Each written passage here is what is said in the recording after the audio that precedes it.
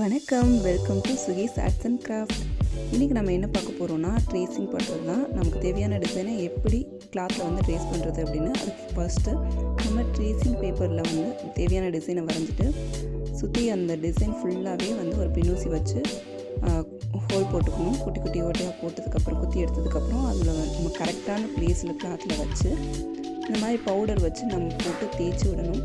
தேய்ச்சி விட்டால் கீழே வந்து ஹோல் வழியாக நமக்கு அந்த டிசைன் ஃபுல்லாக அந்த பவுடர் பட்டு டிசைன் ஃபுல்லாக நல்லாவே தெரியும். இது நீங்கள் பண்ணதுக்கு அப்புறமா ஒயிட் கிளாஸ் பென்சில் நீங்கள் எடுத்து கிளாஸ் பென்சில் கேட்டிங்கனாலே கடையில் கிடைக்கும். அதை வச்சு நீங்கள் இன்னொரு தடவை மேலே வந்து அதே டிசைனை ட்ரா பண்ணி விட்டுறணும்.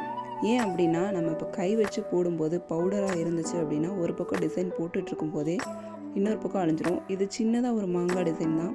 பட் நீங்கள் பெரிய டிசைனாக போடும்போது கண்டிப்பாக வந்து நீங்கள் கிளாஸ் பென்சில் யூஸ் பண்ணி போடுறது தான் நல்லது. அப்போ தான் வந்து அது நமக்கு அழியாமல் இருக்கும். போட்டு முடிக்கிற வரைக்கும் ஃபுல் டிசைனும் போட்டு முடிக்கிற வரைக்கும் நமக்கு அழியாமல் இருக்கும்.